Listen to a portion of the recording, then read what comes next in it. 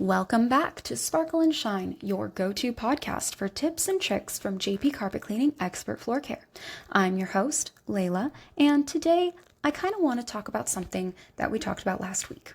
So last week we talked about the different options that you have for grout when you're installing new tiles. We talked about cementitious grout, sanded and non-sanded. We talked about epoxy grout, resin-based grout. We talked about several different things, where you would install them, when the right time is, and their different properties and why you would focus on those certain things when choosing the right grout. But the next question is, of course, how do you keep that grout clean and stain-free after you've installed it? And that's the question that I want to answer today. There are many methods, there are many tips and tricks and all sorts of secret formulas that people are going to provide. And while some of them might help, some of them might do more harm than good. So what we've done is we've pulled together 5 specific things that you can do today to keep your grout clean and stain-free. So again, what is grout? Grout is that porous material between your tiles. It's porous, of course, and it's more likely to accumulate stains than the tiles. Tiles, things beat up on the tile, you can wipe it away, but on the grout, it soaks in really quickly. Dirt, grime, debris, and other stains can create messy looking grout, which in turn makes your tile floors look messy. And dirty grout, messy floors, regardless of the type of grout, is just not something we want to be dealing with, especially when you just took all that time to install the new grout in the first place. To clean and maintain the charm, you need to have some handy tips. And like I said, there's hundreds of them on the internet. I would like to give you 5 that are surefire ways to help you clean and maintain your grout and keep it stain-free. So the first way is maintaining routine cleanliness. So that's a silly way of saying it, but basically what I mean to say is you already have a cleaning routine. Every week you sweep this, or you clean the toilet once a week, or so on and so forth. There are things that you have on a schedule that you do every week, every 2 weeks, once a month, like clockwork. We suggest adding your tile floors and special treatments for your tile floors to that list. So if you're not already vacuuming, we would recommend to remove any loose material from the tiled floors by sweeping or vacuuming. If you notice, the grout lines generally tend to sit lower than your tile, which means that as you sweep, you might end up filling those grout lines with the sand, dirt, dust, and so on and so forth, which will actually settle into the grout lines and create that darkening look. So hence we would generally recommend vacuuming rather. And then if you've got those kitchen mats or a small carpet in your kitchen, something that'll collect dust, generally recommended at least once a month to flip that over and shake out all the sand so that you can vacuum that up as well. Your feet will sometimes walk over that, take the sand with it, and then you bring it into the grout lines and so on and so forth. The other tip here in terms of just maintaining your routine is mopping. If you're already mopping, great. If you're not, that's okay. There are dozens of mops available for you to get started. The trick here, however, is when you are mopping your tile, your grout lines, and honestly any kind of floor, make sure that you're regularly changing out the water. Imagine you start from one end of your house and you use the same water from one side all the way to the other. And by the end, the water is you can't see through it because it is so dirty. Now imagine the last 500 square feet of your home was just that dirty water that you've been dragging back and forth. So in this case, what we would recommend is making sure you change your water every 100 to 150 square feet or so. As soon as you start seeing the water kind of darken, that would be an indicator to change the water.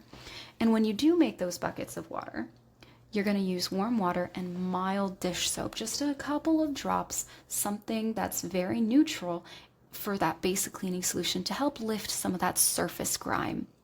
Anything more than that is going to leave your floors feeling sticky, which we absolutely don't want. And then the other thing here is if you've got kids or pets or whatever, you name it, and something spills, wipe it up as quickly as possible. The tiles generally are safe, but your grout lines will soak in a lot of that stuff. If that happens, gently take your warm water and mild dish soap or some vinegar and gently scrub at that grout line with a soft brush dipped in the solution. Dry the area completely, and then after rinsing it with fresh, clean water again. This will sometimes help to lift up that spill before it's able to set in as a stain. Now, in case you have actual stains that aren't coming up, you might try a solution of baking soda and hydrogen peroxide.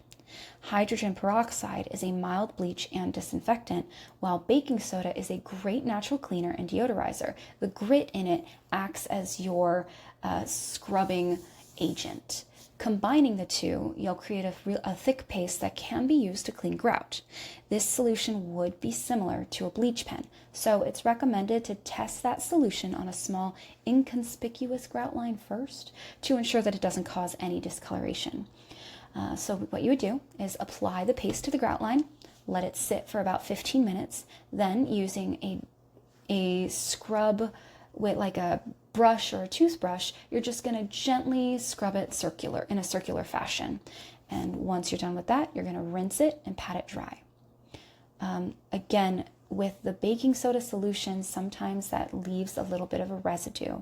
So you might have to rinse a couple of times, scrub and rinse a couple of times in order to make sure you get it all out. This is an easy to use yet efficient technique in dealing with tough stains. It is definitely a preventative, so it's something that you would do if you've noticed a spot that wasn't there before, or you've spilled something and just the vinegar solution isn't working. Again, this is similar to bleach, so please test this in a small area before you go doing the entire floor to ensure that you'll maintain the original grout color. And the next thing is something you can do today. By all means, you can give your local steam cleaning company a call. You could give JP Carpet Cleaning a call. But if these basic methods don't do the task, the most effective method will come to your rescue, of course, and that would be steam cleaning. Steam cleaning is the most effective cleaning technique when it comes to handling dirty tile surfaces and dirty grout. Professional steam cleaning is a deep cleaning method safe for cementitious grout, epoxy grout, natural stone surfaces, ceramic tile floors, and so on and so forth. Investing in professional tile and grout cleaning at least once every 9 to 12 months will help to restore the original color of the grout by washing away stubborn stains and surface dirt. Steam cleaners will make the surface cleaner than any other method employed. Cleaning experts have the methods, tools, and products necessary to properly tackle even the most discolored grout. Basically, what they do is they'll apply a pre-treatment formula, scrub, both with special brushes that are meant to go inside the grout lines, as well as side-by-side scrubbing machines to get all of the tiled surfaces clean as well. And then they'll steam clean. And that steam, it's high pressure steam, it really helps to absorb and pull up all of the grime that they've just scrubbed out of your floor. Sometimes you'll notice you've sprayed your cleaning solution, you cleaned it up, and then you wiped away the mess, but the mess ends up leaving residue behind because you simply can't extract it the same way that a professional steam cleaning company could. And then the next tip is often overlooked. Grout is delicate despite its hardened nature. One of the major reasons staining occurs is wet areas, specifically in your shower, a bathroom, even the kitchen counter. The formation of mold and mildew in those wet areas is unsightly. It's ugly, and it makes you uncomfortable, and you don't feel like showering in that space anymore because it's not come and clean anymore either. So the tip here is, again, quite simple. If you're taking a shower and the space is nice and steamy because you like your hot showers, that's perfectly fine. When you're done with your shower, remember to turn the bathroom fan on, or open the window, or keep the bathroom door open to ensure that there's airflow through the room to keep the area ventilated. Otherwise, the water will just sit in the walls and absorb into the grout lines, eventually damaging the integrity of the grout lines and creating mold and mildew. The other thing that you could do here is using a squeegee. Once you're done with your shower, you can use a squeegee to wipe the tiles and the grout lines down, as well as the glass if you have a shower glass. This will help reduce the buildup of calcium deposits, as well as pull some of the water away from the grout lines before it's able to get soaked inside. This is a great way to reduce the chances of mold forming and staining the grout. So apart from these 4 things, I promised you 5, right? So aside from cleaning and maintaining them regularly, keeping the room ventilated, one of the biggest things that you can do to protect your tile and grout lines, it's the easiest, no-brainer grout sealer. There are several different options available, and they're all available to you for your choice, your taste, however you want to say it. But what they all have in common is that they protect the grout from absorbing stains and dirt. They act as a barrier to make it easier to clean the spills and prevent future stains. So if you're familiar with sealer, what'll happen is once it's applied, any liquid that falls onto that area will bead up instead of soaking in. Now, I said there was several different types. There are. What JP Carpet uses and generally recommends for most tile surfaces is a penetrating sealer that will absorb into both the tile and the grout lines and protect it from the inside out. Other surfaces and other tiles require a topical sealer. This is like a fine layer over the tile that can sometimes be shiny or not, and that helps to protect it directly on top. A couple other things: avoid harsh chemicals or abrasive cleaners. They can not only damage the grout, but they can also damage your tile if you're not careful. For example, muriatic acid should never be used on natural stone. Even though it's going to really hit those grout lines great, it will damage your natural stone without fail. It will happen. So hence, we would recommend using mild cleaning solutions or natural alternatives. And if you're finding that these alternatives aren't working, you always have the professionals to lean back on. And another precaution, just like I said earlier, use clean tools, change the mop water often.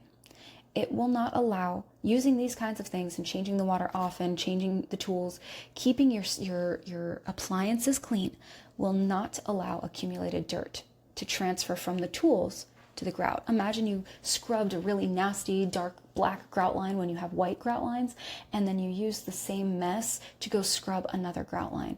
Well, not only is it not going to get as clean, you're going to be transferring all that dirt and scrubbing through a second layer of dirt now.